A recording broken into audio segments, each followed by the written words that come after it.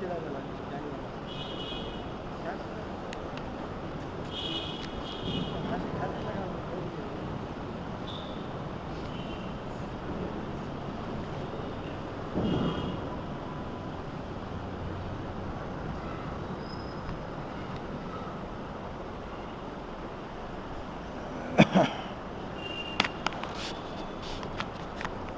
کرو. بڑا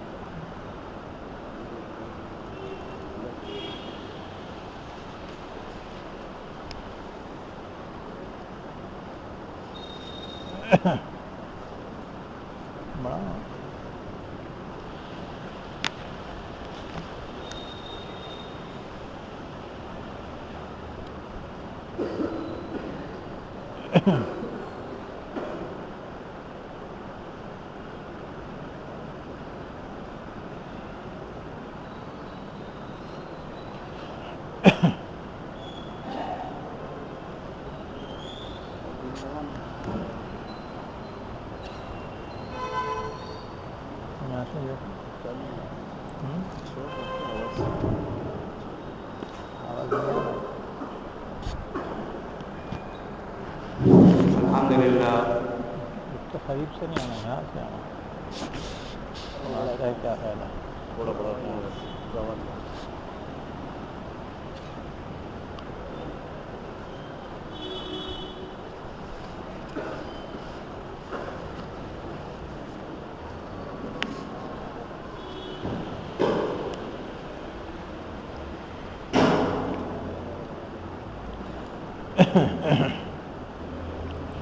أعوذ بالله من الشيطان الرجيم.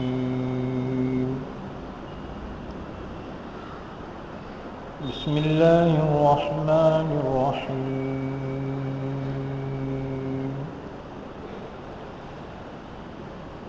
الذين يبخلون ويأمرون الناس بالبخل ويكتمون ما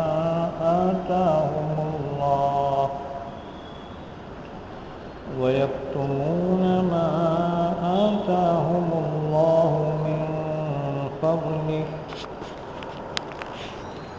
وأعتدنا للكافرين عذابا مهينا. والذين ينفقون أموالهم رئاء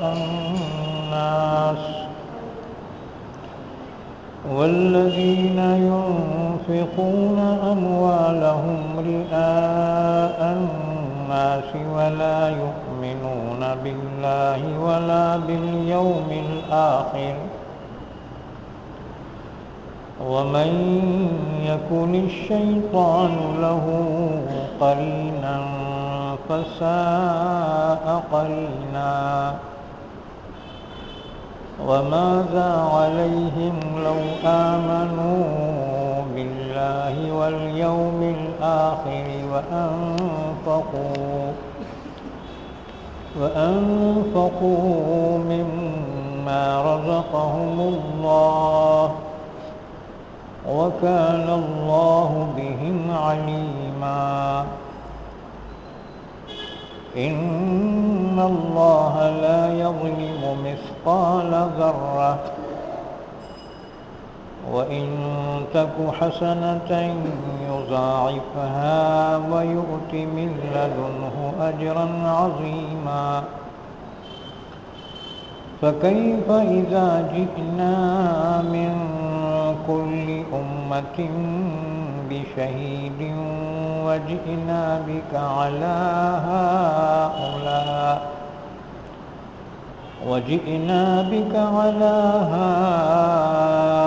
هؤلاء شهيدا. يومئذ يود الذين كفروا وعصوا الرسول لو تسوى بهم الأرض ولا يكتمون الله حديثا. يا أيها الذين آمنوا لا تقربوا الصلاة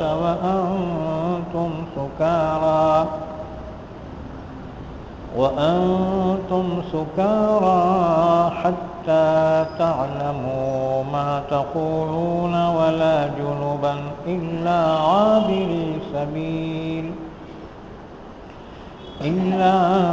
عابري سبيل حتى تغتسلوا وإن كنتم مرضى أو على سفر أو جاء أحد منكم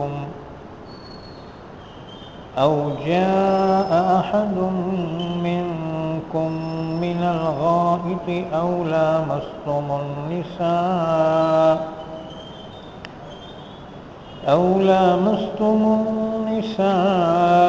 فلم تجدوا ماء فتيمموا صعيدا طيبا فامسحوا بوجوهكم وأيديكم إن الله كان عفوا غفورا۔ پناہ میں آتا ہوں میں اللہ کی شیطان مردود سے۔ شروع کرتا ہوں میں اللہ کے نام سے جو بڑا مہربان نہایت رحم کرنے والا ہے۔ الذین یبخلون ویأمرون الناس بالبخل، جو لوگ کنجوسی کرتے ہیں اور لوگوں کو حکم دیتے ہیں کنجوسی کا، اور چھپاتے ہیں اس کو جو اللہ نے ان کو دیا ہے اپنے فضل سے، اور ہم نے تیار کر رکھا ہے کافروں کے لیے ذلت والا عذاب۔ اور جو لوگ خرچ کرتے ہیں اپنے مالوں کو لوگوں کے دکھاوے کے لیے اور ایمان نہیں رکھتے اللہ پر اور نہ آخرت کے دن پر، اور جس شخص کا ساتھی شیطان ہو جائے تو وہ بہت برا ساتھی ہے۔ اور ان پر کیا آفت پڑ گئی تھی، اگر وہ ایمان لے آتے اللہ پر اور آخرت کے دن پر اور خرچ کرتے اس میں سے جس کا رزق دیا ہے ان کو اللہ نے، اور اللہ ان کو جاننے والا ہے۔ بے شک اللہ ظلم نہیں کرتا ذرے کے برابر بھی، اور اگر کوئی نیکی ہو تو اس کو بڑھا چڑھا کر اجر دیتا ہے، اور اپنے جانب سے بہت بڑا اجر عطا فرماتا ہے۔ بس کیا حال ہوگا جب کہ ہم لے آئیں گے ہر امت میں سے ایک گواہ کو، اور لے آئیں گے ہم آپ کو ان لوگوں پر گواہ بنا کر۔ اس دن تمنا کریں گے کافر لوگ اور وہ لوگ جنہوں نے رسول کی نافرمانی کی ہوگی، کاش کہ ان پر زمین برابر کر دی جاتی، اور نہیں چھپا سکیں گے وہ اللہ سے کوئی بات۔ اے ایمان والو، تم نماز کے قریب نہ جاؤ اس حال میں کہ تم نشے میں ہو، یہاں تک کہ جان لو جو کچھ تم کہہ رہے ہو، اور نہ جنابت کی حالت میں، ہاں مگر یہ کہ راستے سے گزرنے والا ہو، یہاں تک کہ تم غسل کر لو، اور اگر تم بیمار ہو یا حالت سفر میں ہو یا تم میں سے کوئی استنجے سے آئے یا عورتوں سے جمع کر لے، پھر نہ پاؤ تم پانی کو تو تیمم کر لو پاکیزہ مٹی سے، پس مسح کرو اپنے چہروں کا اور اپنے ہاتھوں کا، بے شک اللہ بڑا ہی معاف کرنے والا بخشنے والا ہے۔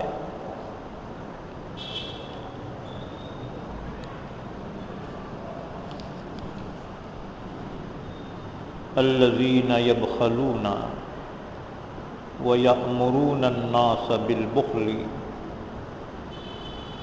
یہ سورہ نساء کی آیت نمبر 37 سے لے کر آیت نمبر 43 تک پڑھی گئی ہیں۔ ان آیتوں کا ربط ان سے پہلی آیتوں سے یہ ہے کہ ان سے پہلی آیت میں اللہ اور بندوں کے حقوق بیان کیے گئے تھے، وَاعْبُدُوا اللَّهَ وَلَا تُشْرِكُوا بِهِ شَيْئًا وَبِالْوَالِدَيْنِ إِحْسَانًا وَبِذِي الْقُرْبَى وَالْيَتَامَى وَالْمَسَاكِينِ، اللہ کے حقوق کا بھی بیان تھا اور بندوں کے آپس میں حقوق کا بھی بیان تھا۔ دونوں حقوق کی ادائیگی ایک مسلمان پر فرض ہے کہ اللہ کے حق کو بھی ادا کریں، یعنی خالص اسی کی عبادت کرے اور اسی کی اطاعت کریں، اور بندوں کے ایک دوسرے پر جو حقوق ہیں، ماں باپ کے ہیں، قریبی رشتہ داروں کے ہیں، یتیم ہیں، پڑوسی ہیں، مسافر ہیں، دوست ہیں، غریب غربا ہیں، ان کے حقوق بھی اللہ تعالیٰ نے بیان فرمائے۔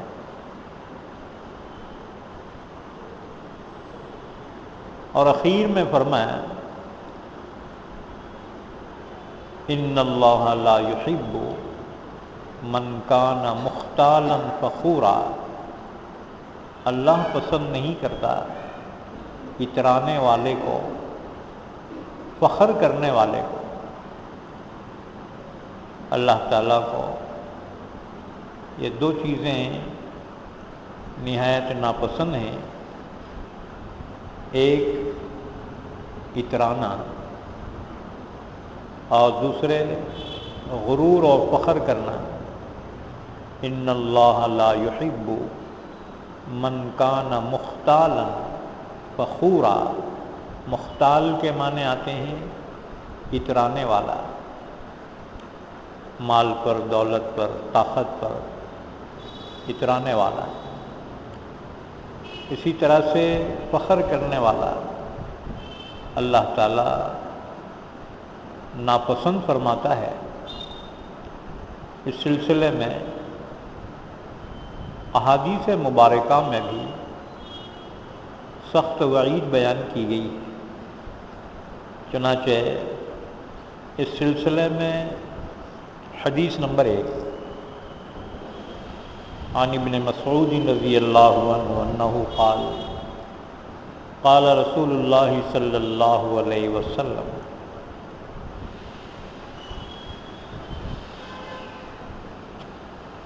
لا يدخل النار احد فی قلبہ مثقال حبۃ من خردل من ایمان ولا يدخل الجنة احد فی قلبہ مثقال حبۃ من خردل من کبر۔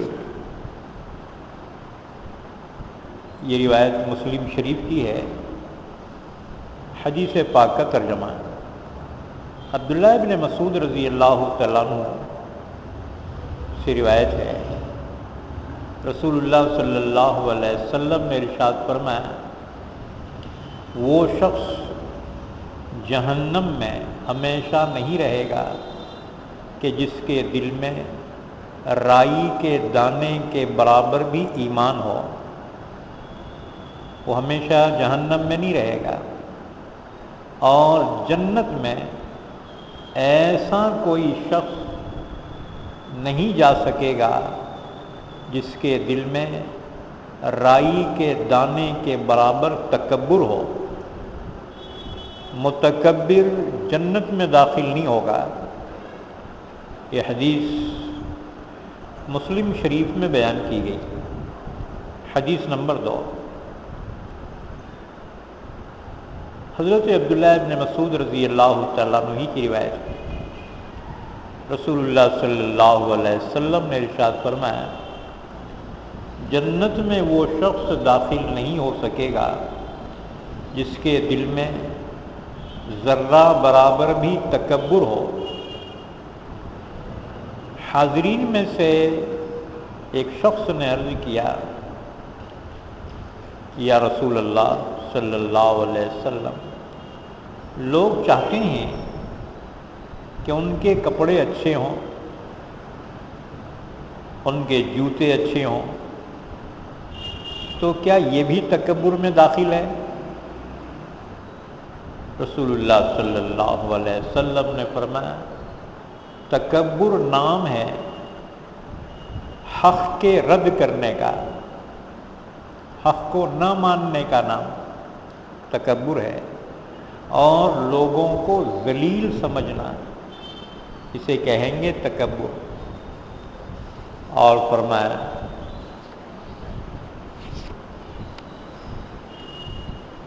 کہ یہ چیز تو نظافت ہے، اور اللہ نظیف ہے، نظافت کو پسند فرماتا ہے۔ اسی طرح سے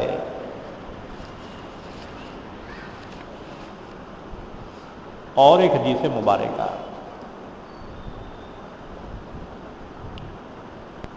حضرت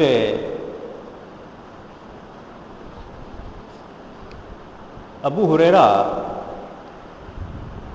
رضی اللہ تعالیٰ عنہ کی روایت ہے،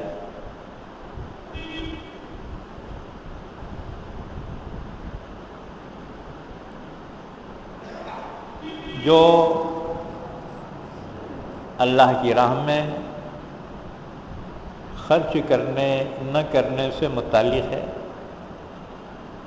اس سے پہلے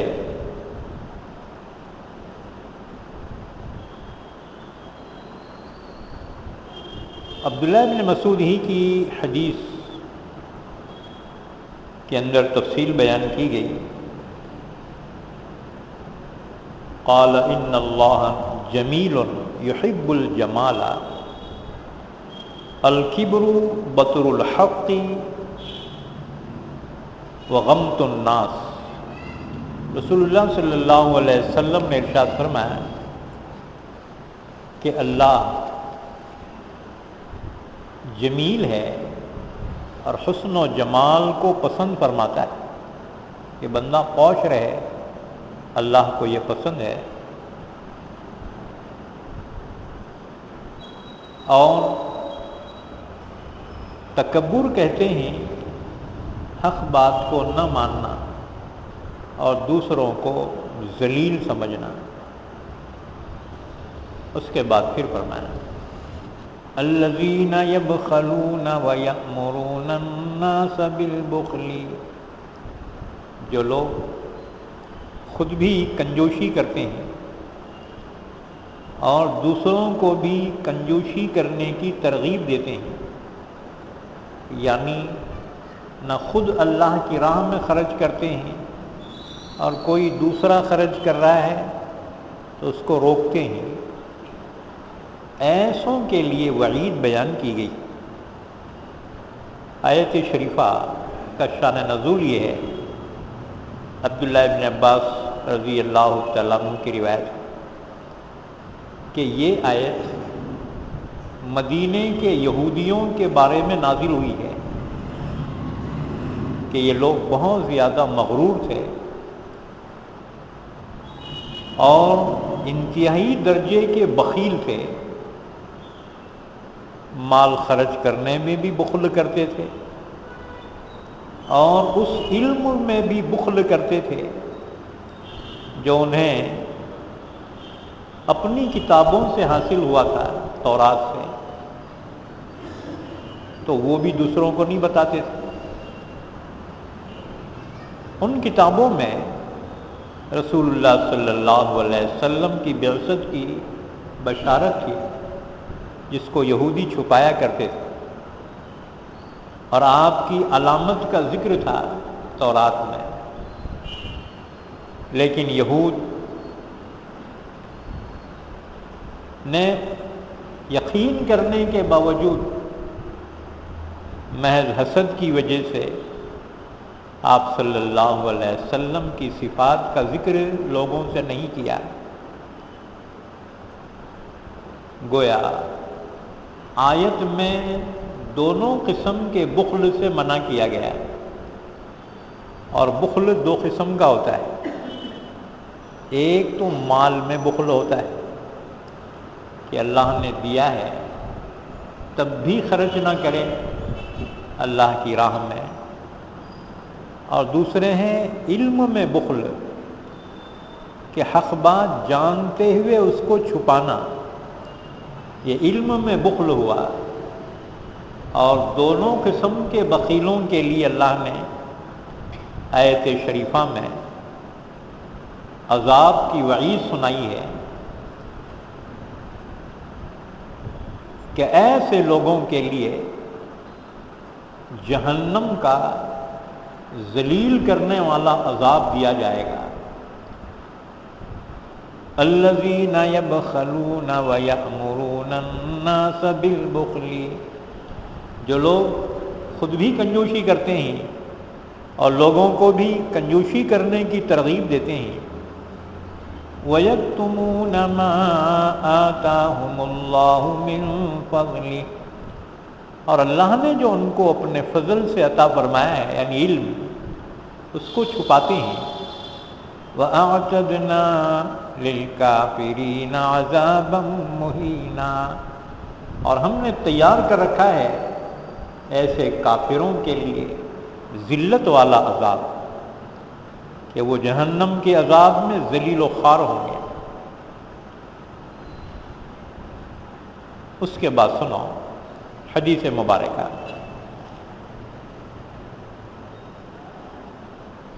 رسول اللہ صلی اللہ علیہ وسلم کا ارشاد ہے، حضرت ابو ہریرہ رضی اللہ تعالیٰ عنہ کی روایت ہے، رسول اللہ صلی اللہ علیہ وسلم نے ارشاد فرمایا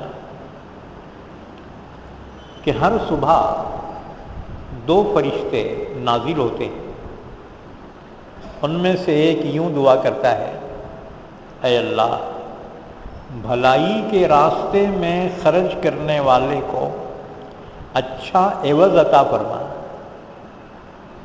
اور دوسرا کہتا ہے، اے اللہ بخیل کو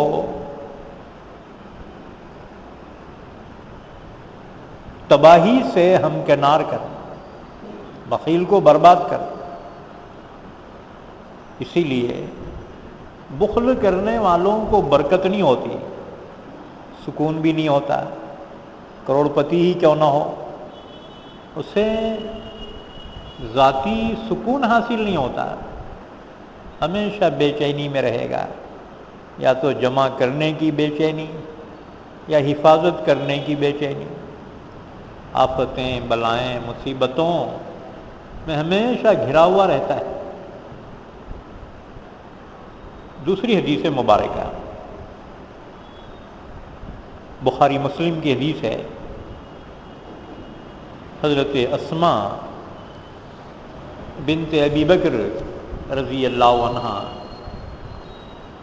سے روایت ہے، رسول اللہ صلی اللہ علیہ وسلم نے حضرت اسماء سے فرمایا، انفقی ولا تحصی، اسماء خیر کے راستے میں خرچ کر اور گن گن کر مت رکھ، ورنہ اللہ بھی تیرے حق میں گننا شروع کر دے گا۔ اور اللہ کی راہ میں خرچ کرنے سے بچنے کے لیے بہت زیادہ حفاظت نہ برت، ورنہ اللہ بھی حفاظت کرنا شروع کر دے گا، اللہ بھی روک دے گا۔ اور کم از کم جو تجھ سے ہو سکے اس کے دینے سے دریغ نہ کر، یعنی اپنی حیثیت کے مطابق اللہ کی راہ میں خرچ کرو۔ اور ایک حدیث مبارکہ ابو ہریرہ رضی اللہ تعالیٰ عنہ کی روایت، اس کو ترمذی نے بیان کیا ہے۔ ابو ہریرہ رضی اللہ تعالیٰ عنہ کہتے ہیں رسول اللہ صلی اللہ علیہ وسلم نے ارشاد فرمایا، سخی اللہ سے قریب ہے، جنت سے بھی قریب ہے، اور لوگوں کے بھی قریب ہے،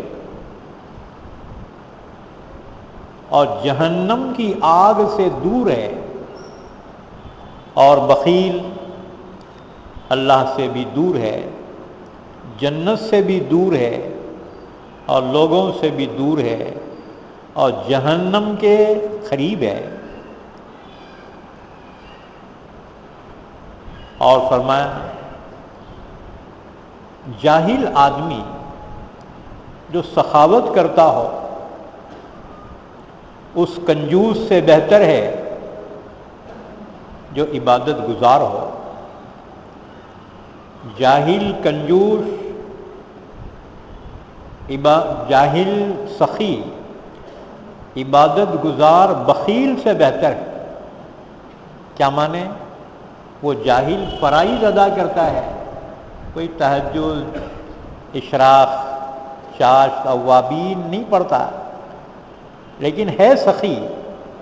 اور ایک شخص ہے دوسرا کہ جو یہ ساری نمازیں پڑھتا ہے، نوافل جتنے، لیکن نہ خیر خیرات کرتا ہے اور نہ اللہ کی راہ میں خرچ کرتا ہے۔ اللہ کے رسول فرما رہے ہیں اس بخیل عبادت گزار سے وہ جاہل سخی بہتر ہے۔ یعنی اللہ کے یہاں سخاوت قابل تعریف ہے اور اللہ کے نزدیک محبوب عمل ہے۔ اور ایک حدیث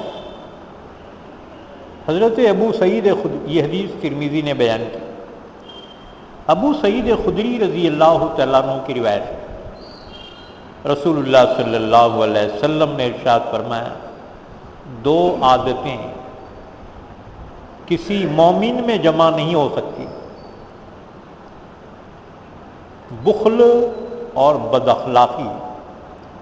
یعنی مومن بخیل نہیں ہوتا اور مومن بد اخلاق نہیں ہوتا، اور جو بخیل ہو وہ مومن نہیں ہوتا، کہ صفت ایمان میں سے ایک صفت سخاوت بھی ہے۔ اور مومن بد اخلاق نہیں ہوتا، اور جو بد اخلاق ہو وہ مومن نہیں ہوتا، اس لیے کہ اخلاق اسلام کا ایک اہم ترین شعبہ ہے۔ اسی طرح سے اور ایک حدیث مبارکہ حضرت ابو ہریرہ رضی اللہ تعالیٰ عنہ کی روایت ہے، رسول اللہ صلی اللہ علیہ وسلم نے ارشاد فرمایا کہ اللہ تعالیٰ کا ارشاد ہے، حدیث قدسی ہے، میں شرک سے بالکل بے نیاز ہوں۔ جو شخص کوئی نیک عمل کرتا ہے اور اس میں میرے ساتھ کسی دوسرے کو بھی شریک ٹھہراتا ہے تو میں اس عمل کو شریک ہی کے لیے چھوڑ دیتا ہوں اور اس عمل کرنے والے کو بھی چھوڑ دیتا ہوں۔ اس سے یہ بات معلوم ہوئی کہ آیت میں ایک تو مذمت ہے بخیل کی، اور دوسرے جو اللہ کی راہ میں خرچ تو کرتا ہے لیکن ریاکاری کے لیے خرچ کرتا ہے، نام نمود اور شہرت کے لیے، تو اللہ تعالیٰ نے فرمایا کہ یہ بھی شرک ہے، ریاکاری شرک اصغر ہے، یہ چھوٹا شرک ہے، اللہ تعالیٰ کو یہ پسند نہیں ہے۔ اسی لیے اور ایک حدیث مبارکہ میں حضرت شداد بن اوس کی روایت ہے، فرماتے ہیں میں نے خود سنا رسول اللہ صلی اللہ علیہ وسلم یہ ارشاد فرما رہے تھے کہ جس نے نماز پڑھی دکھاوے کے لیے اس نے شرک کیا۔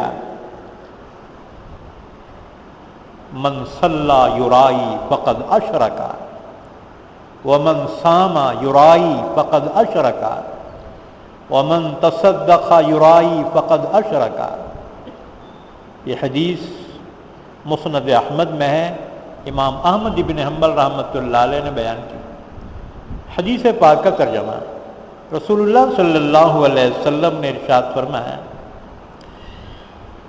کہ جس نے نماز پڑھی دکھاوے کے لیے اس نے شرک کیا، اور جس نے روزہ رکھا دکھاوے کے لیے اس نے شرک کیا، اور جس نے خیرات کی دکھاوے کے لیے اس نے شرک کیا۔ اسی طرح سے اور ایک حدیث مبارکہ محمود بن لبید کی روایت ہے، رسول اللہ صلی اللہ علیہ وسلم نے ارشاد فرمایا کہ تمہارے متعلق مجھے بہت زیادہ اندیشہ شرک اصغر کا ہے۔ صحابہ نے پوچھا یا رسول اللہ صلی اللہ علیہ وسلم شرک اصغر کیا ہے؟ آپ نے فرمایا ریا، یعنی دکھلاوا، یہ شرک اصغر ہے۔ اسی طرح اور ایک حدیث مبارکہ بیہقی کی روایت ہے کہ قیامت کے دن جب اعمال صالحہ کا ثواب تقسیم ہوگا تو اللہ تعالیٰ ریاکاروں سے فرمائے گا کہ ان لوگوں کے پاس چلے جاؤ جن کو دکھانے کے لیے تم نے دنیا میں نیک عمل کیے تھے، اور دیکھ لو کیا ان کے پاس تمہارے اعمال کا ثواب اور اس کی جزا ہے؟ ظاہر بات نہیں ہوگی، تو وہ دنیا میں کیا ہوا نیک عمل جو ریاکاری کے طور سے ہوگا اس کا کوئی اجر و ثواب آخرت میں نہیں ملے گا، لہذا اس کے اعمال باطل ہو جائیں گے۔ اللہ نے فرمایا ریاکاری کر کے اپنے اعمال کو برباد نہ کرو، کیونکہ پہلے تو عمل کرنا ہی مشکل ہوتا ہے کہ شیطان اسے عمل کرنے ہی نہیں دیتا۔ اگر عمل کوئی کر لے تو شیطان اس کے دل میں ریاکاری کا وسوسہ ڈالتا ہے۔ ایک مرتبہ امام غزالی رحمۃ اللہ علیہ اپنے والد کے ساتھ سفر میں ہیں، رات میں ایک سرائے میں قیام کیا۔ پہلے لاج کیا ہوتی تھی؟ سرائے ہوتی تھی، مسافرین ٹھہرتے تھے۔ ایک سرائے میں قیام کیا، تہجد کا وقت آیا، آپ کے والد تہجد کے لیے اٹھے، آپ بھی اٹھے اور تہجد ادا کی۔ تو انہوں نے والد سے کہا ابا کیسے غافل لوگ ہیں جی، تہجد کا وقت ہے، پڑھے سو رہے ہیں، تہجد پڑھنا چاہیے ان کو۔ تو والد نے کہا بیٹے تو نہیں پڑھ کے سو جاتا تو اچھا تھا، تو نہیں پڑھ کے سوتا تھا تو اچھا تھا، کیوں کہ تیرے دل میں ان کے لیے حقارت پیدا ہوئی کہ ہم تو پڑھے انہوں نہیں پڑھے۔ یہ بھی ایک قسم کا کبر ہے، غرور ہے یہ، اور شیطان نیک عمل کو اپنی نظروں میں بہتر سے بہتر بتا کر اوروں کو حقیر سمجھنے لگاتا ہے۔ کہ میں نمازی ہوں اور فلاں تو نماز بھی نہیں پڑھتا. اللہ کا شکر مان، اللہ نے تجھے توفیق دی، ورنہ اللہ کی ذات تو بے نیاز ہے کہ تجھ سے ہدایت چھیننا چاہے تو ہدایت چھین لے اور اس کو ہدایت دے جسے تو حقیر سمجھ رہا ہے. لہذا اپنے عمل کو بہتر سمجھ کر دوسروں کو حقیر نظروں سے دیکھنا یہ بھی کبر ہے، اور اللہ کو کبر پسند نہیں. اللہ سے تو عاجزی انکساری ہی طلب کرو. تو فرمایا الذین یبخلون ویأمرون الناس بالبخل، جو لوگ کنجوسی کرتے ہیں، اللہ کی راہ میں خرچ نہیں کرتے اور لوگوں کو بھی بخل ہی کا حکم دیتے ہیں، ترغیب دیتے ہیں.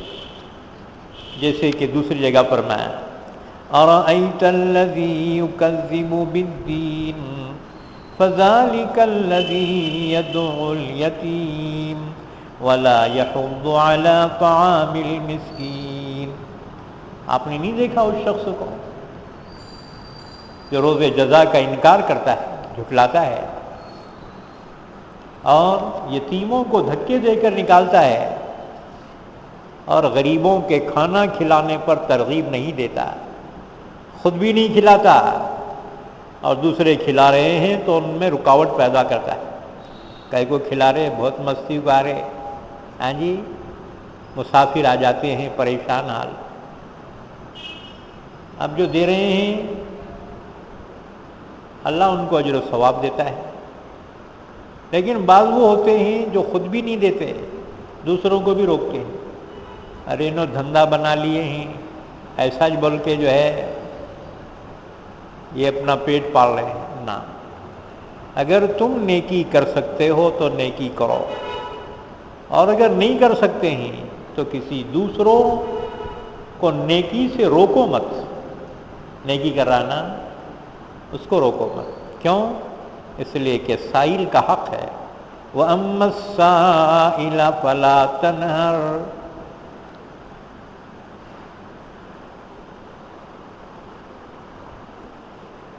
اللہ نے فرمایا کہ مانگنے والوں کو جھڑکی مت دو، بلکہ اس کا حق ہے اگر وہ اونٹ پر بیٹھ کر بھی بھیک مانگے، سوال کرے تو اس کا حق ہے اس کو دے دیں. ہاں اس کا عمل اللہ بہتر جانتا ہے، اللہ ہی سزا جزا دے گا. تمہیں تو حکم یہ ہے وَأَمَّا السَّائِلَ فَلَا تَنْهَرْ، مانگنے والے کا انکار نہ کرو بلکہ اس کو دے دو، اس کے متعلق بدگمانی پیدا نہ کرو.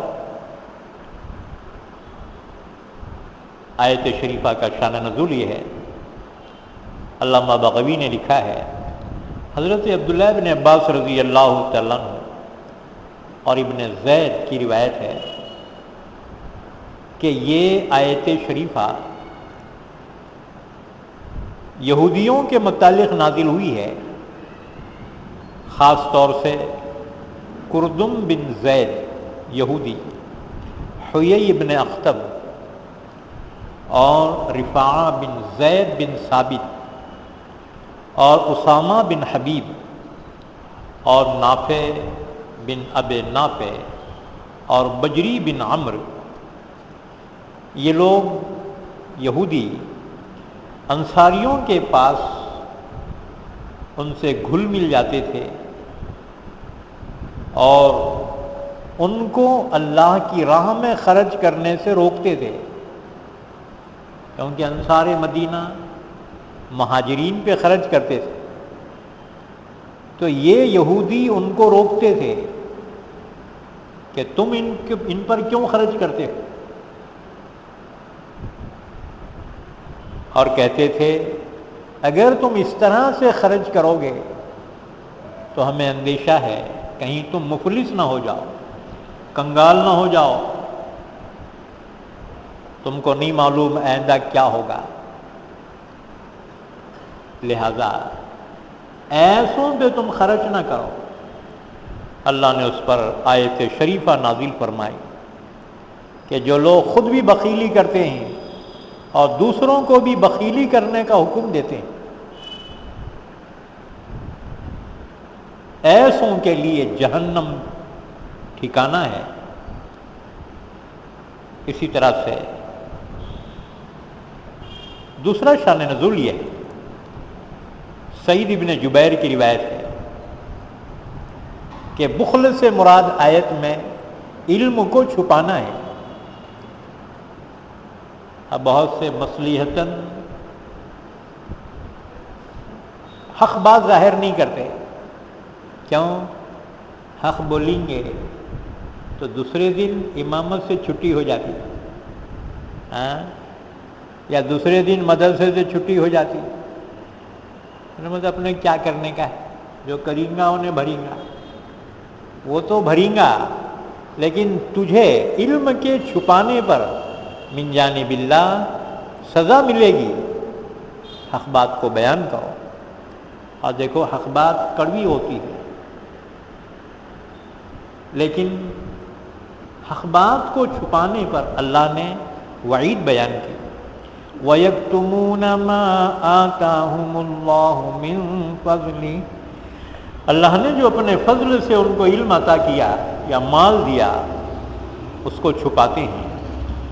وَأَعْتَدْنَا لِلْكَافِرِينَ عَذَابًا مُهِينًا، اور ہم نے تیار کر رکھا ہے کافروں کے لیے ذلت والا عذاب۔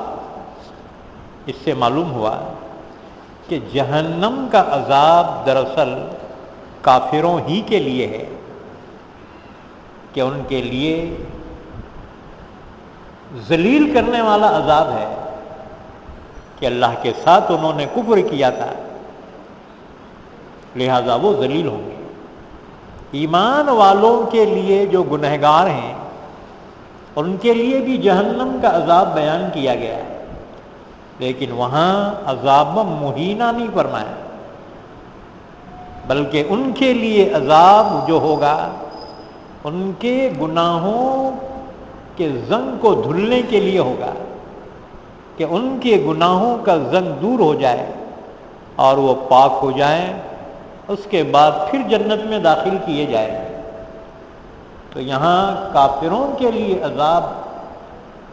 عذاب مہینہ، اس سے یہ بات معلوم ہوئی کہ بخیلی یہ کفر کی صفت ہے، کہ جو عذاب کافروں کے لیے بیان کیا گیا وہی عذاب بخیلوں کے لیے بیان کیا گیا۔ تو بخیلی کفر کی صفت ہے، ایمان کی صفت سخاوت ہے۔ اللہ ہم سب کو سخاوت کی صفت سے متصف فرمائے۔ یاد رکھو، ہم یہ سمجھتے ہیں کہ اللہ کی راہ میں خرچ کریں تو مال گھٹ جائے گا، کم ہو جائے گا، یہ ہمارا خیال ہے، ورنہ اللہ کی راہ میں دو گے، اللہ کی ذات بڑی غیور ہے، وہ دنیا ہی میں تم کو اس کا عوض عطا فرمائے گا، اور آخرت میں اجر و ثواب تو بے شمار عطا فرمائے گا۔ اسی طرح سے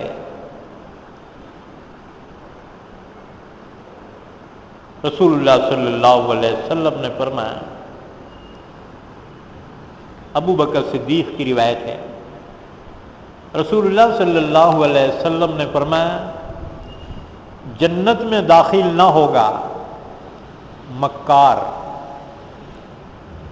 مفسد، بخیل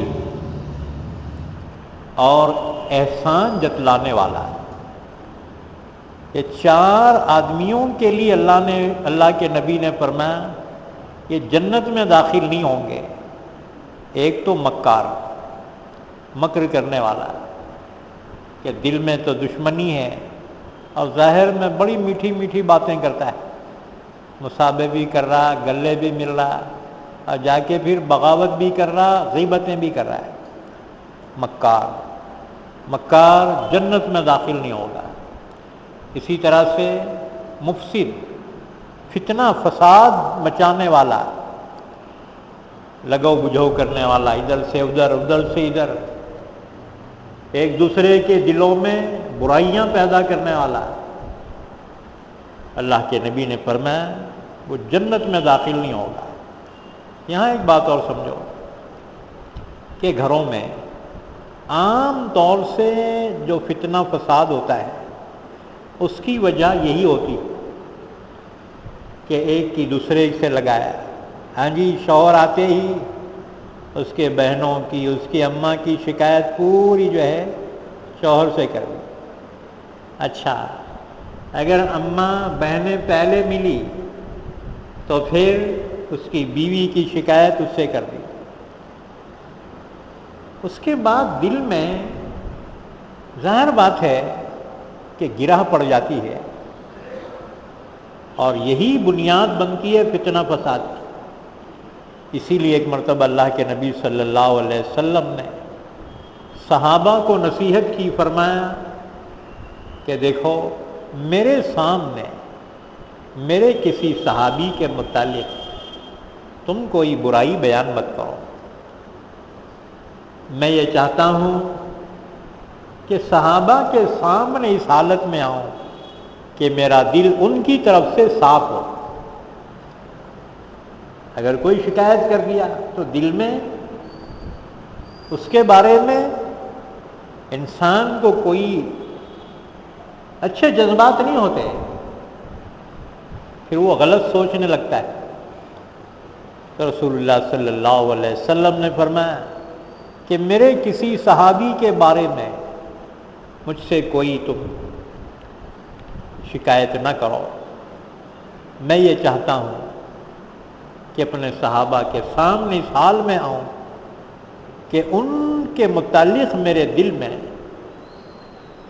صفائی ہو، میرا دل ان کے بارے میں صاف ہو، دل میں کدورت نہ پیدا ہو۔ انسان کو معلوم ہو جائے فلاں تمہارے خلاف بغاوت کر رہا تھا، اب انہیں کتنا بھی اچھا ملنے دے، انسان خوش دلی سے اس سے نہیں ملے گا۔ تو دوسرا شخص مفسد جنت میں داخل نہیں ہوگا۔ تیسرا بخیل، بخیل جنت میں داخل نہیں ہوگا۔ بخیل بولے تو کیا؟ ایک تو ہے اللہ کی راہ میں خرچ کرنا فرض، جیسے زکوٰۃ۔ جو شخص زکوٰۃ نہ دے یہ شریعت میں بخیل کہلائے گا، اور اس کے لیے ہی وہ وعید ہے جو سزا کافر کے لیے ہے، اللہ نے وہ سزا بخیل کے لیے بیان فرمائی۔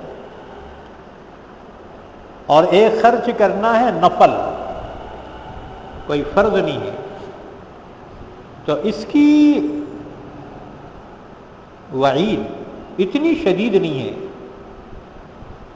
یہ اصل میں وہ خرچ جو ذمے میں فرض ہے، اگر اس میں کنجوسی کیا اللہ نے اس کے لیے وعید بیان کی۔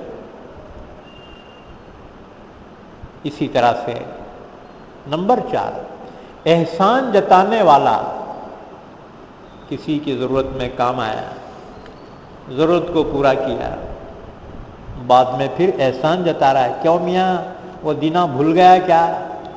ہاں، ہم تیری کتنی مدد کریں، اللہ توفیق دیا کرا ہوں گا، کوئی احسان نہیں کیا، اللہ کا دیا۔ اللہ کے بندوں کو اگر مدد کیا ہے تو اللہ کی توفیق سمجھ، اس پر اللہ کا شکر ادا کر۔ اب بہت سارے بڑے بھائیاں چھوٹے بھائیوں پہ جو ہے احسان جتاتے، میاں یہ سب کچھ ہم کریں، ہم نہیں پڑھائے لکھا ہوتے تمہارا کیا حال ہوتا؟ کرے ہوں گے، اللہ دیا کیا۔ یاد رکھو نیکی کرو، احسان مت جتلاؤ۔ نیکی کا اجر و ثواب احسان جتانے سے ضائع ہو جاتا ہے۔ اللہ نے توفیق دی، تم نے احسان کیا، اللہ ہی سے اس کا اجر طلب کرو، یا اللہ اس کا اجر میں تجھ سے ہی چاہتا ہوں۔ لیکن چونکہ شیطان انسان کا دشمن ہے، وہ اس قسم کے خیالات دلوں میں پیدا کرتا ہے. اسی لیے اللہ تعالیٰ نے فرمایا والذین ينفقون اموالهم رئاء الناس ولا يؤمنون باللہ ولا بالیوم الآخر. اور جو لوگ خرچ کرتے ہیں اپنے مالوں کو لوگوں کے دکھاوے کے لیے کہ لوگ دیکھ کے خوش ہونا، تعریف کرنا، اور یہ کیا سخی ہے، کیا چندہ دیتا ہے، کیا غریبوں کو کھانا کھلاتا. لوگوں سے اپنی تعریف چاہنے والے ولا یؤمنون باللہ ولا بالیوم الآخر، اللہ پر آخرت کے دن پر اسے یقین نہیں ہے. اس کا اجر تو اللہ دے گا، آخرت میں ضرور یقیناً دے گا، لیکن یہ چاہتا ہے کہ دنیا ہی میں لوگ اس کی تعریف کریں. اصل میں یہ شیطان ہے، وسوسہ ڈالنے والا. وَمَن يَكُنِ الشَّيْطَانُ لَهُ قَرِينًا فَسَاءَ قَرِينًا. اور جس کا دوست شیطان ہو جائے تو یہ بہت برا دوست ہے. یاد رکھو آیت شریفہ میں ریاکاری کی مذمت بیان کی گئی کہ ریاکاری کرنے والے کے لیے اللہ کے یہاں بڑا سخت عذاب ہے. حضرت ابو ہریرہ رضی اللہ تعالیٰ عنہ کی روایت ہے، رسول اللہ صلی اللہ علیہ وسلم نے ارشاد فرمایا کہ قیامت کے دن سب سے پہلے حساب کتاب جو ہوگا وہ 3 شخصوں کے متعلق ہوگا. ایک عالم، دوسرے سخی، اور تیسرے شہید. اللہ تعالیٰ عالم سے فرمائے گا کہ میں نے تجھے علم کی دولت سے نوازا تھا، تو نے اس میں کیا حق ادا کیا ہے؟ وہ کہے گا پروردگار میں نے علم کو سیکھا، لوگوں کو سکھایا. اللہ فرمائے گا جھوٹ کہتا ہے، تو نے اس لیے کیا لوگ تجھے قاری کہیں، لوگ تجھے عالم کہیں. تو کہا جا چکا، حکم دے گا فرشتوں کو کہ گھسیٹتے ہوئے اس کو لے جاؤ اور منہ کے بل جہنم میں پھینک دو. یہ قاری یا عالم اگر لوگوں کے دکھاوے کے لیے اس نے علم پڑھا ہوگا یا علم بیان کیا ہوگا، اس کا انجام یہ ہوگا کہ اسے گھسیٹتے ہوئے فرشتے لے چلیں گے اور جہنم میں منہ کے بل پھینک دیا جائے گا. رسول اللہ صلی اللہ علیہ وسلم نے فرمایا دوسرا شخص شہید ہوگا. اللہ شہید سے فرمائے گا میں نے تجھے اپنی نعمت طاقت و قوت کی عطا کی تھی، تو نے اس میں کیا کارگزاری کی؟ کہے گا پروردگار میں تیرے راستے میں لڑتا رہا، تیرے دین کو بلند کرنے کے لیے، یہاں تک کہ قتل ہو گیا، شہید ہو گیا. اللہ فرمائے گا جھوٹ کہتا ہے، تو نے اس لیے کیا کہ لوگ تجھے بہادر کہیں. سو کہا جا چکا، حکم ہوگا کہ گھسیٹتے ہوئے اس کو لے جاؤ اور جہنم میں پھینک دو. تیسرا شخص سخی ہوگا، مالدار. اللہ پوچھے گا میں نے تجھے نعمت مال سے نوازا تھا، تو نے اس میں کیا کارگزاری انجام دی؟ عرض کرے گا پروردگار کوئی کار خیر ایسا نہ تھا جس میں نے تیرے لیے خرچ نہ کیا ہو. اللہ فرمائے گا جھوٹ کہتا ہے، تو نے اس لیے کیا تھا کہ لوگ تجھے سخی کہیں. سو کہا جا چکا، حکم ہوگا کہ گھسیٹتے ہوئے اس کو لے جاؤ، جہنم میں پھینک دو. ابو ہریرہ فرماتے ہیں جب حضور یہ حدیث بیان فرما رہے تھے اس وقت ہم دونوں کے سوا کوئی نہیں تھا، اللہ کے نبی صلی اللہ علیہ وسلم کے پاس میں اکیلا تھا۔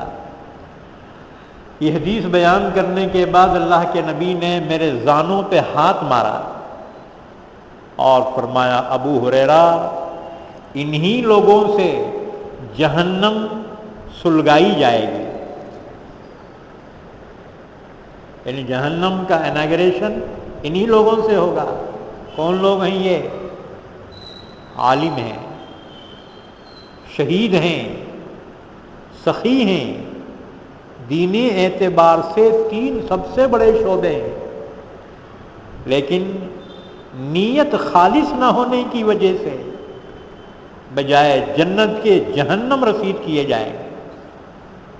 اس لیے اللہ کے نبی نے فرمایا انما الاعمال بالنیات، اعمال کا دار و مدار نیتوں پر ہے، اور نیتوں کو اللہ خوب جاننے والا ہے، اور نیت کا تعلق دل سے ہے، اور دل کی باتیں پوشیدہ ہیں، اللہ کے سوا اس بندے کے سوا کوئی نہیں جانتا۔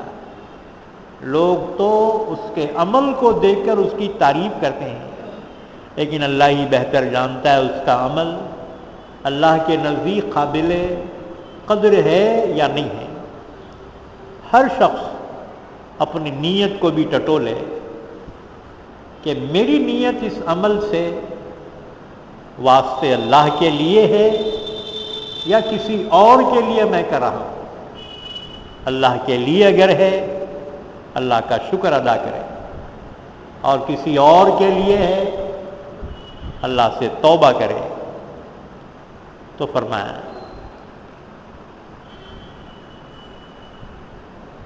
جو لوگ اللہ کی راہ میں خرچ کرتے ہیں لوگوں کے دکھاوے کے لیے اور یقین نہیں رکھتے اللہ پر، کیا مانے؟ یعنی اللہ اجر دے گا اس کا ان کو یقین نہیں ہے۔ اگر یقین ہوتا تو کسی اور کے لیے وہ عمل ہی نہ کرتے۔ آخرت کے دن پر یقین نہیں ہے، یعنی اللہ اس عمل کا اجر آخرت میں دے گا۔ اگر یقین ہوتا تو ریاکاری نہ کرتے۔ ایک بات اور یاد رکھو، حدیث مبارکہ رسول اللہ صلی اللہ علیہ وسلم نے عدی بن حاتم رضی اللہ تعالیٰ عنہ سے فرمایا، کون ہیں عدی؟ حاتم تائی کے بیٹے ہیں۔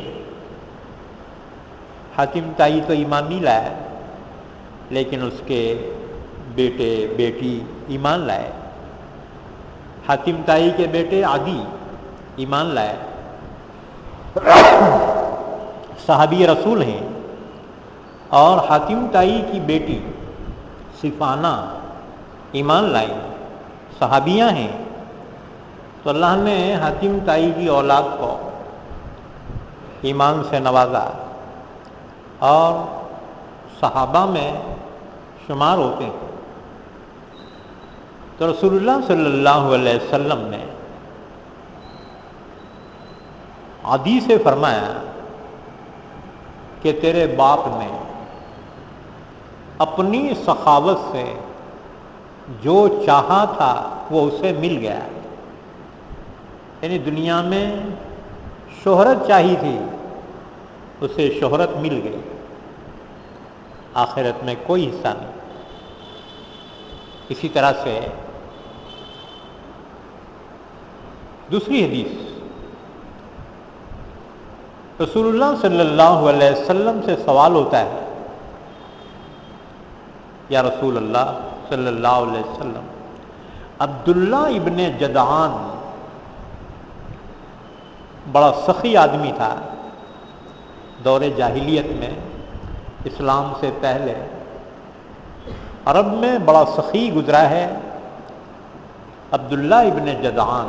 جس طرح سے حاتم تائی کی سخاوت مشہور ہے، ایسی عربوں میں عبداللہ ابن جدعان کی سخاوت مشہور تھی۔ تو رسول اللہ صلی اللہ علیہ وسلم سے صحابہ نے سوال کیا، یا رسول اللہ صلی اللہ علیہ وسلم، عبداللہ ابن جدعان تو بڑا سخی تھا، جس نے مساکین اور فقراء کے ساتھ بڑے نیک سلوک کیے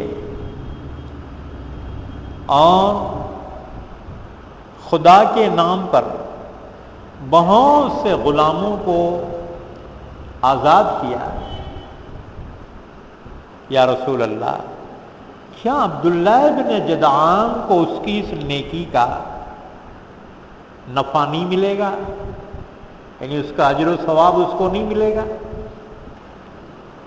اللہ کے نبی نے فرمایا نہ، اس کو کوئی اجر و ثواب اس کی نیکی پر اللہ کے یہاں نہیں ملے گا۔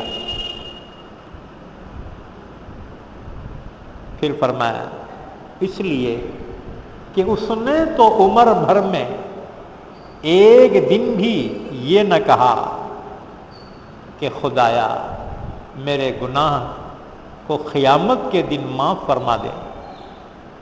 یعنی اللہ پر ایمان نہیں تھا، اور جب ایمان نہیں تھا تو اس کے نیک عمل کا اجر و ثواب آخرت میں نہیں ملے گا، اللہ دنیا میں ہی اس کا دے دے گا، اجر اس کا بدلہ دنیا میں ہی دے دے گا۔ اسی طرح سے کہ بعضوں نے اظہار تو ایسا کیا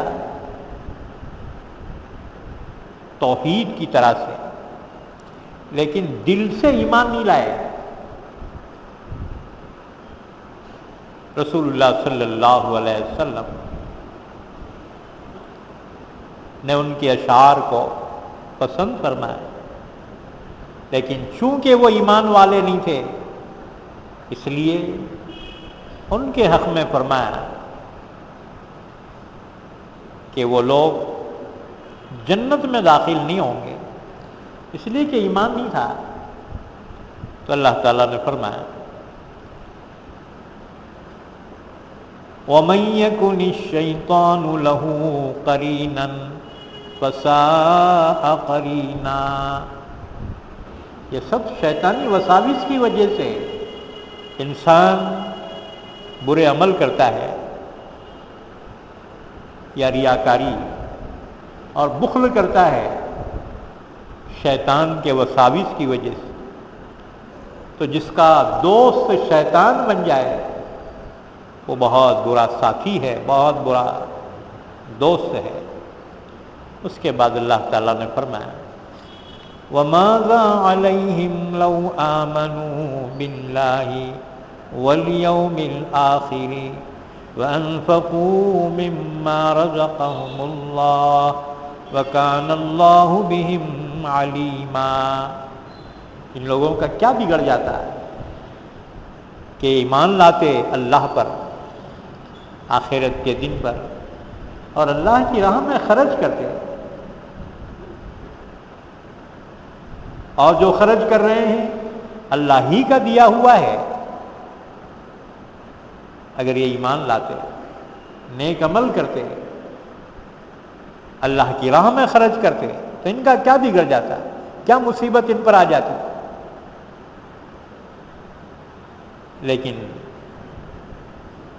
وہ کفر پر اور شیطانی وساوس ہی میں پڑے رہے، لہذا اللہ کی رحمت سے محروم کر دیے گئے۔ وَكَانَ اللَّهُ بِهِمْ عَلِيمًا، اور اللہ ان کو جاننے والا ہے۔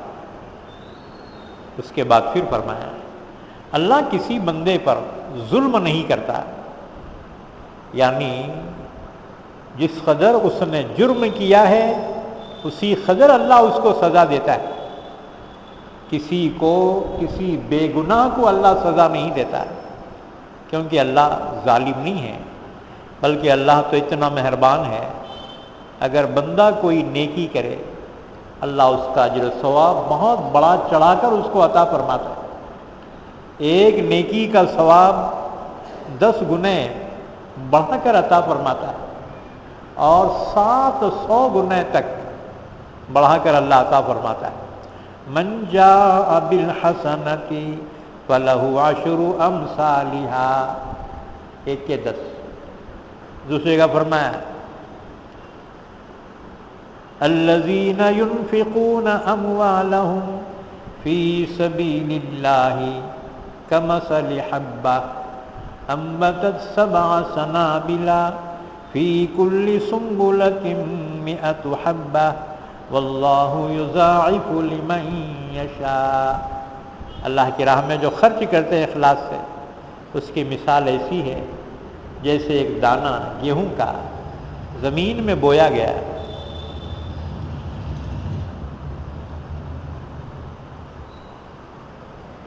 اس میں 7 بالیاں نکلی، ہر بالی میں 100 دانے ہیں، تو 1 کے 700 اللہ تعالیٰ عطا فرماتا ہے۔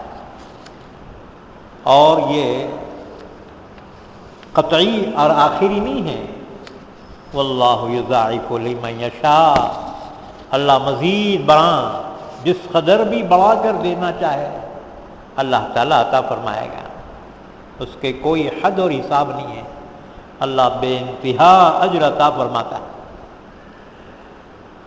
ان اللہ لا یظلم مثقال ذرہ، بے شک اللہ ذرے کے برابر بھی ظلم نہیں کرے گا۔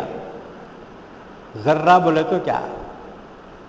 عربی میں ذرہ سرخ چونٹی کو کہا جاتا ہے، لال باریک چونٹی رہتی نا، عرب اسے ذرہ کہتے ہیں، یعنی اتنا بھی اللہ کسی پہ ظلم نہیں کرے گا، یعنی کرے گا ہی نہیں۔ اور یا ذرے سے مراد صبح جب سورج نکلتا ہے، اس کی کرنیں جو پڑتی ہیں روشن دان سے تمہارے گھر میں آتی ہیں، تو اس روشنی میں تم غور کرو، باریک باریک ذرات تمہیں نظر آتے ہیں، بہت باریک باریک، تو یہ ہے ذرہ۔ اتنا بھی اللہ کسی پہ ظلم نہیں کرے گا، کسی کی حق تلفی نہیں کرے گا، بلکہ اللہ تو بے شمار اجر عطا کرنے والا ہے۔ ان اللہ لا یظلم مثقال ذرۃ وَإِن تَكُ حَسَنَةً يُضَاعِفْهَا، اگر کوئی نیکی کیا ہے اللہ اس کو بڑھا چڑھا کر اجر و ثواب عطا فرماتا ہے۔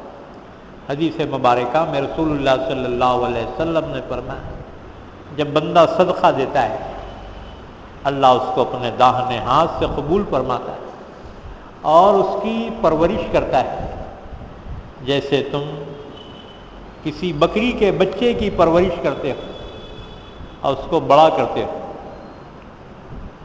اللہ تعالیٰ اس صدقے کو بڑھاتا ہے یہاں تک کہ پہاڑ کے برابر وہ کر دیا جاتا ہے۔ اللہ تعالیٰ جب بندے کو آخرت میں وہ ثواب عطا فرمائے گا، بندے کو تعجب ہوگا، میں نے اتنے بڑے اعمال تو کیے نہیں ہیں، لیکن یہ اللہ کی محض مہربانی ہوتی ہے، اللہ تعالیٰ بندے کے نیکی کو بڑھاتا ہے۔ اور رہ گئی برائی، گناہ، تو جتنا گناہ کیا ہے اللہ اتنی ہی سزا اس کو دیتا ہے، اس میں بڑھوتری نہیں ہوتی۔ ہاں دنیا والے دیکھو تھوڑا کرا تو انہیں بڑھا کے پیش کرتے ہیں، ہاں جی چارج شیٹ جو پیش کرتے نا، انہیں تھوڑا کرا تو انہیں ہاتھ بھر لمبا کر کے پیش کرتے، انہیں یہ بھی کراتا اور کیا کرنے والا تھا، ہاں جی۔ لیکن اللہ کے یہاں ظلم نہیں ہوگا بندوں پر، اللہ تعالیٰ تو عدل و انصاف فرمانے والا ہے، اللہ تعالیٰ کسی پر ظلم نہیں کرے گا۔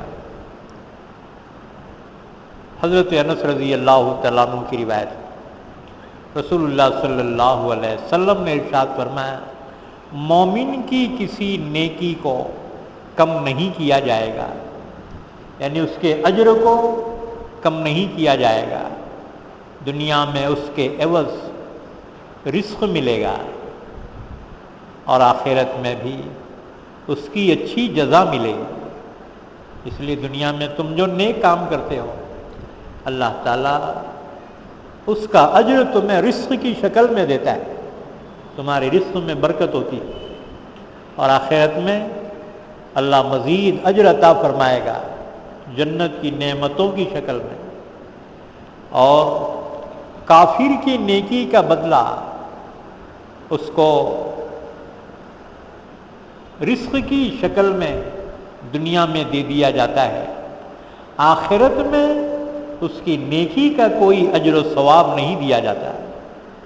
اسی لیے اگر کوئی کافر نیک عمل کرتا ہے، اچھا کام کرتا ہے، اللہ دنیا میں ہی اس کو اس کے دل کی مراد کو پوری کرتا ہے، اور دنیا میں ہی اس کی روزی کو اللہ تعالیٰ بڑھا دیتا ہے۔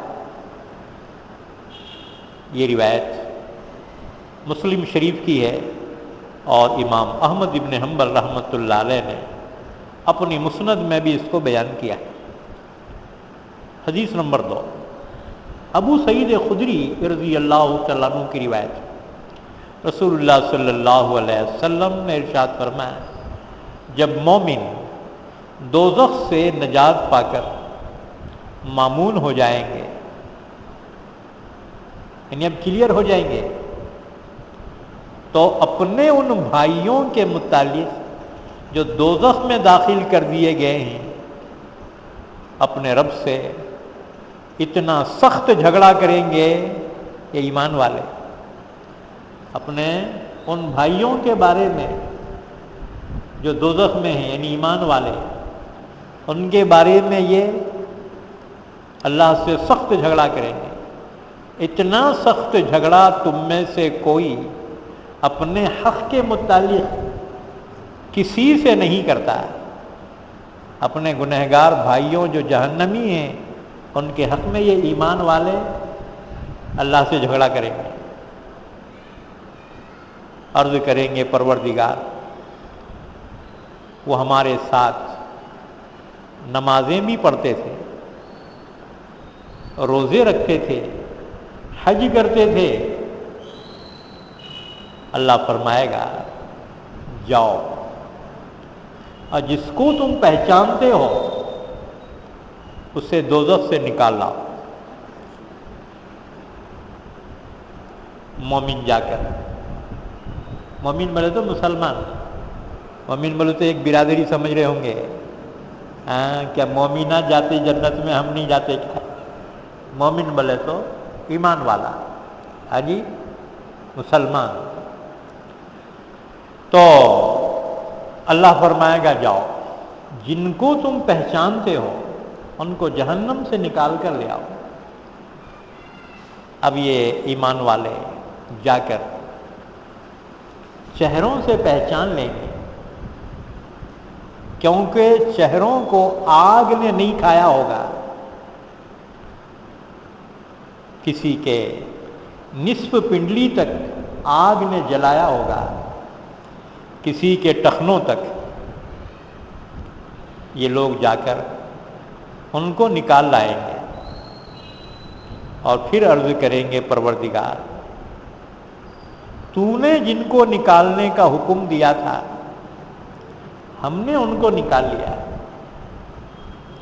اللہ فرمائے گا پھر جاؤ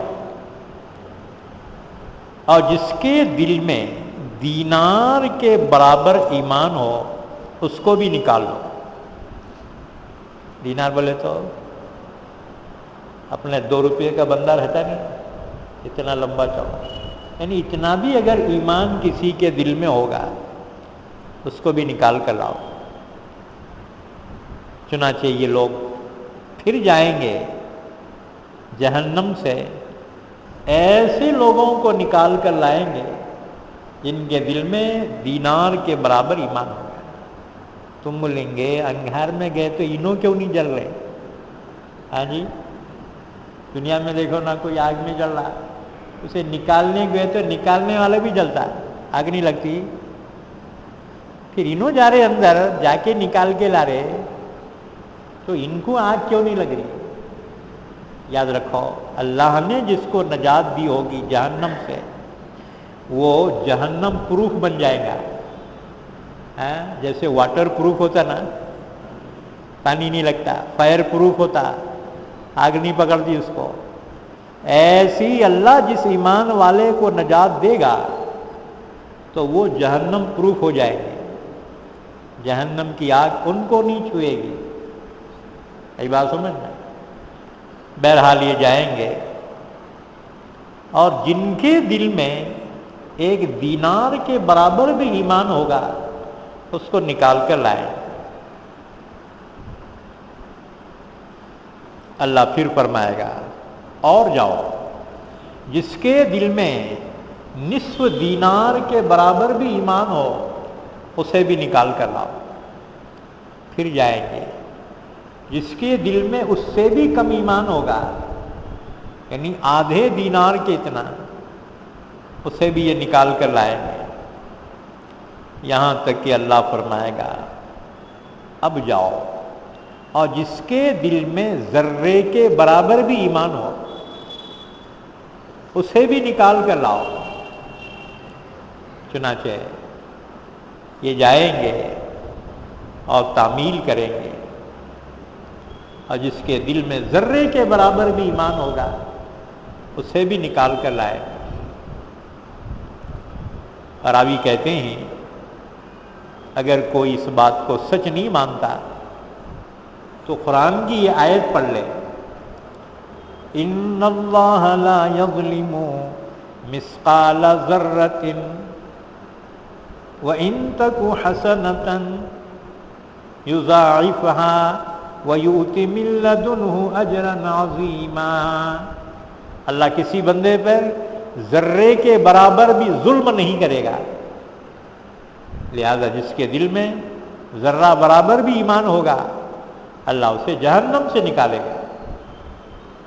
اس کے بعد ایمان والے عرض کریں گے پروردگار تو نے جن کو نکال لینے کا حکم دیا تھا ان کو ہم نے نکال لیا، اب دوزخ میں کوئی بھی ایسا نہیں رہا جس کے دل کے اندر کوئی خیر ہو، کوئی بھلائی ہو، کوئی بھی نہیں رہا. تم بولیں گے دل کے اندر کا ان کو کیسا معلوم ہو رہا؟ ہاں جی، اللہ صلاحیت عطا فرمائے گا.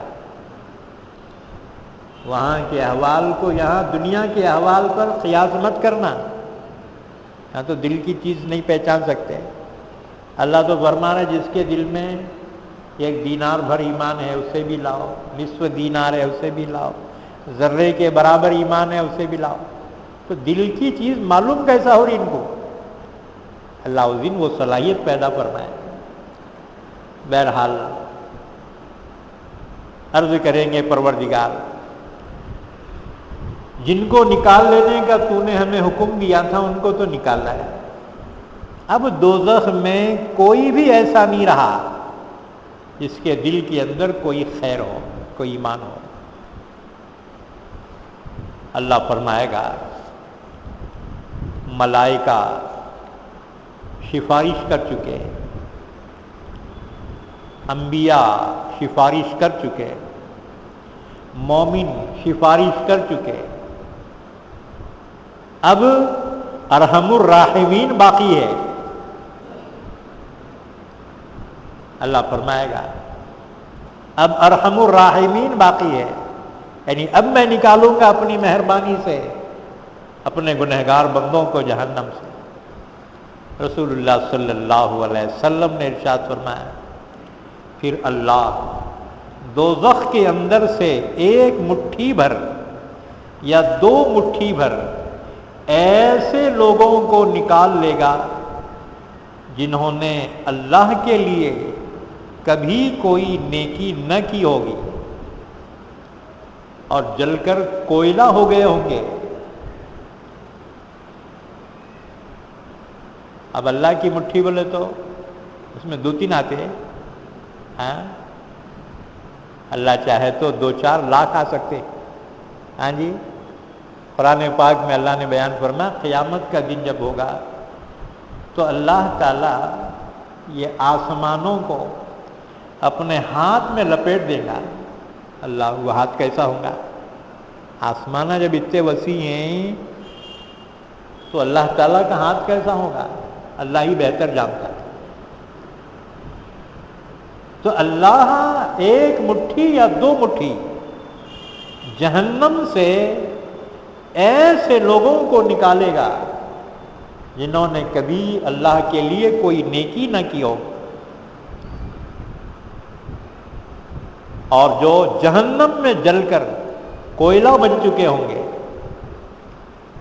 ان کو لا کر آب حیات ان پر ڈالا جائے گا، جس کی وجہ سے وہ ایسے اگیں گے جیسے سیلاب کے کیچڑ میں دانہ اگتا ہے. یعنی پھر سے وہ بنیں گے، ان کے جسم بنیں گے اور موتی کی طرح ان کے بدن چمکنے لگیں گے. ان کی گردنوں پر مہر لگی ہوئی ہوگی اسلام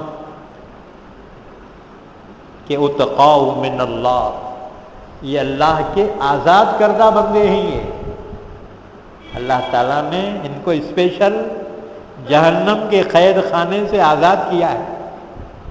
یہ اللہ کی جانب سے آزاد کیے ہوئے ہیں، یعنی ان کی کوئی نیکی ہی نہ تھی. اللہ حکم دے گا جاؤ جنت میں داخل ہو جاؤ، تمہاری جو تمنا ہو اور جس چیز پر تمہاری نظر پڑے وہ تمہاری ہے. وہ عرض کریں گے پروردگار تو نے ہم کو ایسا کچھ عطا فرمایا ہے کسی کو جہان میں نہیں دیا. وہی سمجھیں گے سب سے زیادہ اللہ ہمارے پہ مہربان ہے اور سب سے بڑی جنت ہمارے کو دیا ہے. اللہ فرمائے گا میرے پاس تمہارے لیے اس سے بھی بڑھ کر نعمت ہے. وہ عرض کریں گے ہمارے رب وہ کیا ہے؟ اللہ فرمائے گا میری خوشنودی کہ آج میں تم سے راضی ہو گیا ہوں، آئندہ کبھی تم پر غصہ نہیں ہوگا، تم سے آئندہ کبھی ناراض نہیں ہوگا. علامہ بغوی نے اپنی مسند میں اس حدیث کو بیان کیا ہے. اسی طرح سے بخاری مسلم کی حدیث میں اسی طرح روایت بیان کی گئی ہے. اس میں ابو سعید خدری رضی اللہ تعالیٰ عنہ کو یہ قول بیان نہیں کیا اگر کوئی اس بات کو سچ نہ مانے تو اس آیت کو پڑھے ان اللہ لا یظلم مثقال ذرۃ. اور ایک حدیث مبارکہ عبداللہ ابن عمرو بن العاص رضی اللہ تعالیٰ عنہ کی روایت ہے. رسول اللہ صلی اللہ علیہ وسلم نے ارشاد فرمایا میری امت کے ایک شخص کو اللہ تعالیٰ لوگوں کے سامنے علل اعلان لے آئے گا. اس کے اعمال ناموں کے 99 دفتر کھولے جائیں گے.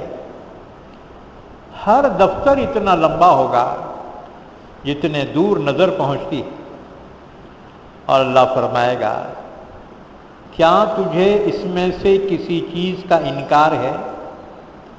کیا میرے نگران کاتبوں نے تیری کوئی حق تلفی کی ہے؟ بندہ عرض کرے گا کہ نہیں میرے مالک، کوئی حق تلفی نہیں کی، نہ مجھے اس سے انکار ہے. اللہ فرمائے گا کیا گناہ کرنے کا تیرے پاس کوئی عذر ہے؟ یعنی کیا مجبوری تھی تو نے گناہ کیا؟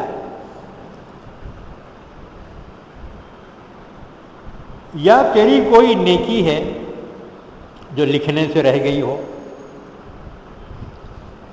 بندہ لاجواب ہوگا، متحیر ہوگا، عرض کرے گا کہ نہیں ہے میرے پروردگار۔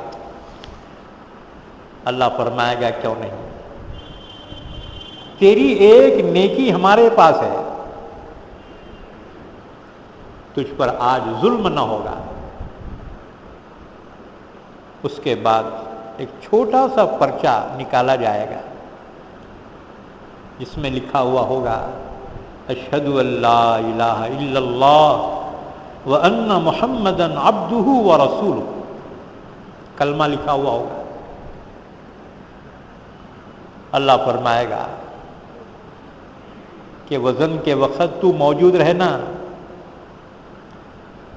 بندہ عرض کرے گا میرے مالک یہ چھوٹا سا پرچہ ان لمبے دفتروں کے مقابلے میں کیا حیثیت رکھتا ہے؟ اس کے گناہوں کے 99 دفتر ہوں گے، تو اس کے مقابلے میں ایک پرچہ چھوٹا سا، عربی میں کہتے ہیں بطاقہ، اور یہ حدیث بطاقہ کہلاتی ہے۔ تو بندہ عرض کرے گا پروردگار کتنے لمبے دفتروں کے مقابلے میں یہ کیا حیثیت رکھتا ہے؟ اللہ فرمائے گا تیری ہر حق تلفی نہیں ہوگی، جا۔ اس کے بعد تمام دفتروں کو ایک پلڑے میں اور اس پرچے کو دوسرے پلڑے میں رکھ دیا جائے گا، تو دفتروں والا پلڑا اٹھ جائے گا اور پرچے والا پلڑا بھاری نکلے گا۔ رسول اللہ صلی اللہ علیہ وسلم نے فرمایا اللہ کے نام کے مقابلے میں کوئی چیز وزنی نہیں ہوگی۔ یہ حدیث ابن ماجہ، ابن حبان، حاکم نے بیان کی ہے، اور حاکم نے کہا کہ یہ حدیث صحیح ہے اور اس کی سند بھی صحیح ہے۔ اللہ تعالیٰ نے فرمایا ان اللہ لا یظلم مثقال ذرۃ، بے شک اللہ ذرہ برابر بھی ظلم نہیں کرے گا۔ وَإِن تَكُ حَسَنَةً يُضَاعِفْهَا، اگر نیکی ہوگی اللہ اس کو بڑھا چڑھا کر اجر و ثواب عطا فرمائے گا۔ وَيُؤْتِ مِن لَّدُنْهُ أَجْرًا عَظِيمًا، اور اپنی جانب سے بہت بڑا اجر اللہ عطا فرمائے گا۔ اپنی جانب سے اس کے معنی یہ ہے کہ بندے کا استحقاق نہیں ہوگا، کہ بندے کے عمل کا وہ اجر ہو، بلکہ اللہ اپنی مہربانی سے عطا فرمائے گا۔ بندے کا اس پر کوئی حق نہیں ہوگا۔ جیسے کوئی مزدور محنت کرے تو مقررہ مزدوری اس کو دی جاتی، اس کا حق ہے، وہ مانگتا ہے لاؤ جی اتنے دو، لیکن اس کو دینے کے بعد اپنی جانب سے اگر کوئی انعام کے طور سے دے، ظاہر بات ہے وہ مزدوری میں شمار نہیں ہوگا، وہ مزید انعام ہوگا۔ تو اللہ تعالیٰ نیکیوں کا ثواب تو دے گا ہی دے گا، لیکن اس کے علاوہ اپنی جانب سے جو عطا فرمائے گا وہ مزید عطا فرمائے گا۔ اس کے بعد پھر فرمایا فَكَيْفَ إِذَا جِئْنَا مِن كُلِّ أُمَّةٍ بِشَهِيدٍ وَجِئْنَا بِكَ عَلَى هَؤُلَاءِ شَهِيدًا، کیا حال ہوگا؟ میدان حشر برپا ہوگا، اللہ تعالیٰ کے سامنے تمام مخلوقات حساب کتاب کے لیے پیش ہوگی۔ اس دن اللہ تعالیٰ ہر امت میں سے اس کے پیغمبر کو اٹھا کر امت کے متعلق سوال فرمائے گا کہ انہوں نے تمہارے پیغام کا کیا جواب دیا، ایمان لائے یا نہیں لائے۔ اس دن پیغمبر اپنی امت کے اعمال اور کرتوت پیش کریں گے۔ اللہ نے فرمایا اے نبی صلی اللہ علیہ وسلم آپ کا کیا حال ہوگا اس دن جب موجودہ کافر مشرکوں کے متعلق آپ سے سوال کیا جائے گا کہ آپ کے ہوتے ہوئے یہ لوگ پھر کافر کیوں باقی رہے، کیوں ایمان نہیں لائے، کیا آپ نے رسالت کا حق ادا نہیں کیا؟ اللہ کے نبی صلی اللہ علیہ وسلم جب یہ آیت شریفہ سنے ہیں اتنا روئے ہیں کہ آپ کے آنسوؤں سے داڑھی مبارک تر ہو گئی۔ اس سلسلے میں روایت سنیں، حضرت عبداللہ بن مسعود رضی اللہ تعالیٰ عنہ کی روایت ہے، فرماتے ہیں رسول اللہ صلی اللہ علیہ وسلم نے ایک مرتبہ عبداللہ بن مسعود سے فرمایا کہ تم مجھے قرآن سناؤ۔ عبداللہ بن مسعود نے عرض کیا یا رسول اللہ صلی اللہ علیہ وسلم قرآن تو خود آپ پہ نازل ہوا ہے۔ آپ نے فرمایا ہاں لیکن میں تم سے سننا چاہتا ہوں۔ بہت پیارا قرآن پڑھتے تھے صحابہ میں عبداللہ بن مسعود رضی اللہ تعالیٰ، ایک مرتبہ پڑھ رہے تھے قرآن، اللہ کے نبی کا گزر ہوا، آپ کے ساتھ کچھ صحابہ تھے، تو آپ نے عبداللہ بن مسعود کا قرآن سن کے فرمایا تھا کہ جس کو قرآن اس طرح سے سننا ہو جیسا کہ نازل ہوا تو عبداللہ ابن مسعود سے سنیں۔ حضور صلی اللہ علیہ وسلم کو ان کے قرآن سے بہت مسرت ہوتی تھی جب یہ پڑھا کرتے تھے۔ ایک دن فرمایا ابن مسعود مجھے قرآن سناؤ۔ عرض کیا یا رسول اللہ صلی اللہ علیہ وسلم قرآن تو خود آپ پہ نازل ہوا ہے۔ فرمایا نہیں تم سناؤ۔ سورہ نساء یہی صورت پڑھنی شروع کی، پڑھتے رہے یہاں تک کہ اس آیت پہ پہنچے فَكَيْفَ إِذَا جِئْنَا مِن كُلِّ أُمَّةٍ بِشَهِيدٍ وَجِئْنَا بِكَ عَلَى هَؤُلَاءِ شَهِيدًا۔ عبداللہ بن مسعود فرماتے ہیں میں نے جب یہ آیت پڑھی ہے اللہ کے نبی نے فرمایا بس کرو۔ فرماتے ہیں میں نے جب سر اٹھا کے دیکھا اللہ کے نبی اس قدر روئے ہیں کہ آپ کی داڑھی مبارک آنسوؤں سے تر ہو گئی۔ یہ ذمہ داری کا احساس تھا جس نے آپ کو رلایا کہ امت کے کافروں کے بارے میں اگر اللہ مجھ سے پوچھے گا میں کیا جواب دوں گا؟ یہ کیوں ایمان نہیں لائے؟ کیا آپ نے رسالت کا حق ادا نہیں کیا؟ کیا سمجھانے کا حق ادا نہیں کیا؟ پھر یہ کیوں باقی رہ گئے کافر و مشرک؟ میں کیا جواب دوں گا؟ بس یہی احساس ذمہ داری تھا جس نے اللہ کے نبی کو آنسوؤں سے رلا دیا۔ فَكَيْفَ إِذَا جِئْنَا مِن كُلِّ أُمَّةٍ بِشَهِيدٍ کیا حال ہوگا جب کہ ہم لے آئیں گے ہر امت میں سے ایک گواہ کو، گواہ سے مراد پیغمبر۔ وَجِئْنَا بِكَ عَلَى هَؤُلَاءِ شَهِيدًا اور ہم آپ کو لے آئیں گے اے محمد صلی اللہ علیہ وسلم ان لوگوں پر، یعنی آپ کی امت کے جو کافر و مشرک ہیں ان کے متعلق گواہ بنا کر ہم آپ کو لے آئیں گے۔ اس وقت آپ کیا جواب دیں؟ فرمایا وہ دن ایسا ہیبتناک دن ہوگا یومئذ یود الذین کفروا وعصوا الرسول لو تسوی بهم الارض ولا یکتمون اللہ حدیثا۔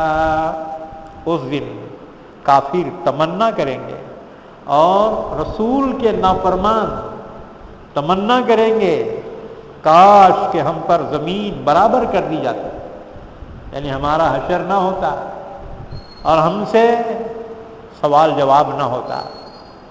وہ انجام کو جانتے ہوں گے جہنم عذاب ہے، اس لیے وہ تمنا کریں گے کاش کہ ہم مٹی میں برابر کر دیے جاتے،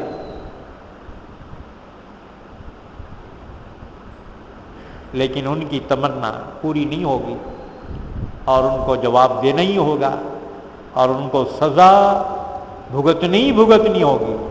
وَلَا يَكْتُمُونَ اللَّهَ حَدِيثًا، اور وہ کوئی بات اللہ سے چھپا نہیں سکے گے، کیونکہ اللہ تو دلوں کے بھیدوں کا جاننے والا ہے۔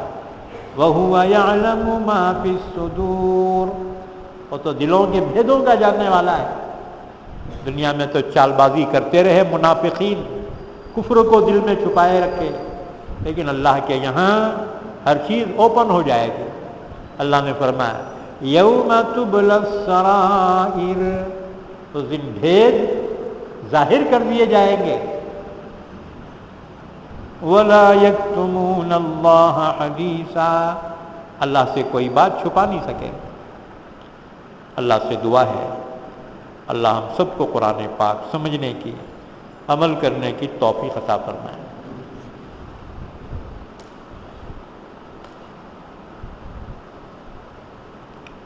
میں دعا کی درخواست آئی ہے، حافظ اقبال صاحب امراوتی والے، ان کی والدہ محترمہ کا انتقال ہو چکا ہے، دعا فرمائیے اللہ مرحومہ کی مغفرت فرمائے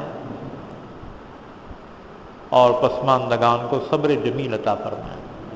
تمام ہی مرحومین کے حق میں دعا کریں اللہ سب کی مغفرت فرمائے۔ اور اخیر میں ایک اعلان بھی سن لو کہ تھوڑی ترتیب بدل گئی ہے، لیبر کالونی میں جو منگل کو تفسیر ہوتی تھی ماہانہ، اب انشاءاللہ جمعرات کو ہوا کرے گی، دوسرا اور تیسرا جمعرات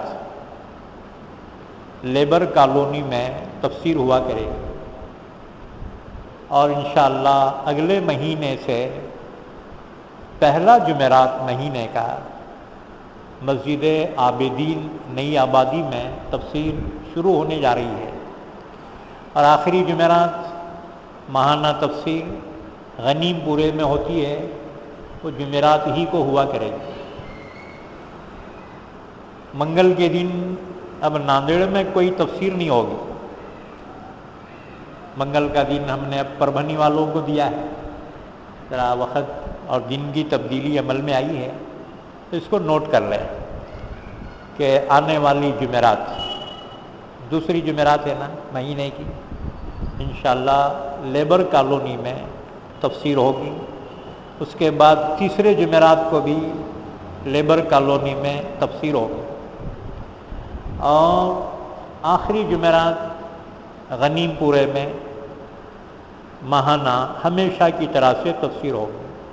آئندہ مہینے سے پہلی جمعرات مسجد عابدین میں انشاءاللہ تفسیر ہوگی، اور وہاں پر ترتیب تمام ترتیبوں سے الگ رہے گی، اور وہاں انشاءاللہ ہم سورہ یاسین سے تفسیر شروع کریں گے عابدین میں، تو ذرا اس کو نوٹ کر لیں۔ درود شریف پڑھ لیں، دعا فرما لیں۔ اللہم صلی علی محمد وعلی آل محمد بارک وسلم۔ یا اللہ ہمارے گناہوں کو معاف فرما، خطاؤں سے درگزر فرما، ہم سب پہ رحم کا کرم کا معاملہ فرما، عفو کا عافیت کا معاملہ فرما۔ یا اللہ تمام مرحومین کی مغفرت فرما، تمام بیماروں کو شفاء کامل عطا فرما، پریشان حالوں کی پریشانی دور فرما، حاجت مندوں کی حاجت روائی فرما، مقروضوں کے قرض کی ادائیگی کے فیصلے فرما۔ اے اللہ بے اولادوں کو نیک اولاد سے نواز دے، ان کی جائز تمنا دلی مرادوں کو پورا فرما۔ یا اللہ بن بیاہی بچیوں کے نکاح کے فیصلے فرما، ایمان والوں کی روزی روٹی میں برکت عطا فرما۔ یا اللہ ہمارے ملک میں امن و امان قائم فرما، خصوصاً ایمان والوں کی جانوں کی، مالوں کی، عزت کی، آبرو کی، ایمان کی حفاظت فرما۔ اے اللہ اپنی رحمت کی بارش نازل فرما۔ یا اللہ تیرے بندے پریشان حال ہیں، یا اللہ تیری رحمت رکی ہوئی ہے، یا اللہ ہمارے گناہوں پر نظر نہ فرما کر اپنے دریائے کرم سے معاف فرما دے اور اپنی رحمت برسا دے۔ اے اللہ، جو مانگا اپنے کرم سے عطا فرما، جو مانگنے سے رہ گیا وہ بھی اپنے کرم سے عطا فرما۔ وصلی اللہ علی نبینا محمد وعلی آلہ وصحبہ اجمعین برحمتک یا ارحم الراحمین۔ وہی کل ہمیشہ کی طرح سے کل دیگلور ناکے پہ تفسیر ہوگی انشاءاللہ۔